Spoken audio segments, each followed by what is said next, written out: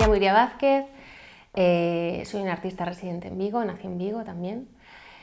La pieza que presento en Intersección este año es Interludios, que es una pieza que acabo de realizar, pero que se inició durante el confinamiento. Interludios es una pieza que reflexiona sobre la percepción, ¿no? Y sobre los límites de nuestra percepción, y a la vez sobre el modo utilitario e instrumental que caracteriza nuestra manera de acercarnos a la realidad, ¿no? De concebirla. Entonces, pues es un juego que yo realizo con elementos cotidianos. En este caso, en esta pieza, son 3 elementos. Bueno, es un elemento, el protagonista, que es la ventana. El tema es que durante el confinamiento se me estropeó la persiana. Entonces, bueno, ese hecho que de repente estaba velando, ¿no?, la comunicación con los demás, y que era tan importante, ¿no?, ese marco, bueno, es muy importante, que nos conecta con el otro, que nos hace seguir en cierta manera pues su vida, sus ritmos, ¿no? Siempre tenemos como, bueno, una visión, aunque sea a modo de parpadeo, pero que podemos llegar a realizar un relato, ¿no?, de las vidas que tenemos enfrente de nuestras ventanas. Y que, bueno, fueron protagonistas, ¿no?, en el confinamiento, lógicamente, porque era nuestra parcela de conexión con lo exterior.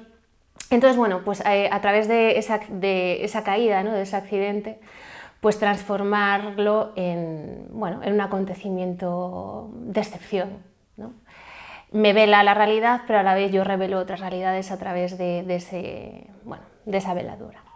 Y además tiene como un talante muy pictórico toda la pieza, precisamente porque parte de ese icono, ¿no?, que es la ventana pictórica también, ¿no?, la perspectiva que tenemos de las cosas, y abstrae, o sea, la pieza es una pieza de abstracción, ¿no?, de lo real hasta componer una partitura visual donde la luz, los ritmos, las estructuras pues son lo más importante. La pieza es una conjunción, ¿no?, de 3 momentos, de esa contemplación, de esa caída de la persiana. Primero focalizo en lo accidental, ¿no?, y luego ya sobre la estructura en sí misma de ese espacio arquitectónico que nos conecta, que vincula interior y exterior.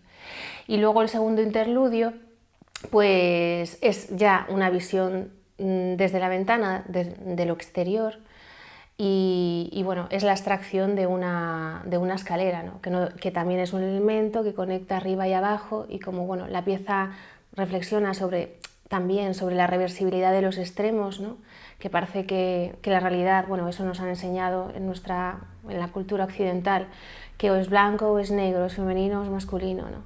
Pero bueno, realmente la realidad nos demuestra que todo se está hibridando y cambiando y mutamos, y somos mucho más que esos polos contrapuestos, que en el medio hay como muchísimas realidades intermedias, ¿no?, y muy interesantes. Bueno, pues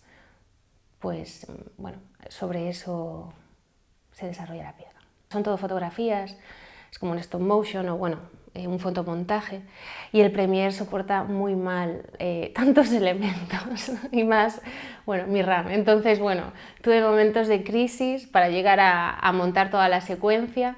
Al final se consiguió, pero fue un trabajo bastante arduo y costoso, ¿no?, por momentos, porque encajar tantas piezas es complicado. El punto de partida, ya lo comentábamos antes, ¿no?, es convertir lo accidental, lo anecdótico, lo monótono, lo que está dentro del espacio doméstico, que suele ser un espacio poco valorado, ¿no?, o privilegiado cuando es lo que nos sostiene, o sea, que mantengamos o tengamos ese equilibrio y ese espacio donde coger energía y estemos a gusto, ¿no?, pues a la vez todos los elementos tienen una función y son importantes. Y también es una realidad que nos hace subir o bajar, que no hay que ir al exterior para encontrar proezas, ¿no?, o hechos heroicos, que también habla de eso, sino que dentro también tenemos muchos retos personales que afrontar. Ese es un poco el punto de partida.